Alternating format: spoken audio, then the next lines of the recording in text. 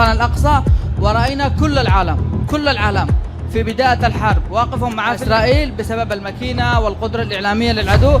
لكن بعد مرور عدة أسابيع وعدة أشهر، وبعدما قتل الناس وقتلت النساء وقتل الأطفال، شاهدنا الناس يعودون إلى الصفحة البيضاء من التاريخ. والإمام الخامنئي عندما خاطب الشباب الأوروبيين قال لهم أنتم تسيروا في الخطوة الصحيحة وفي الجانب الصحيح وفي الجانب الصحيح من التاريخ.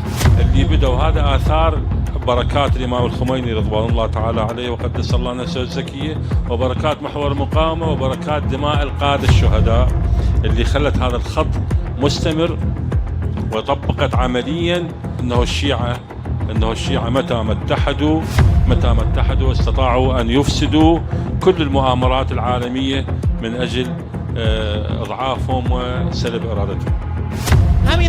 همین اسرائیل رو شما میبینید انشاءالله و ما میبینیم انشاءالله. همین اسرائیلی رو که اینقدر جنایت داره انجام میده، به وقتش که برسه خودشون جمع میکنن میرن، نه این که ما بخوایم با خونریزی و با کشت و کشتار الزامن اونجا رو فتح بکنیم. خودشون میرن. مطمئن باشید اسرائیلیات مرد جنگ نیستن.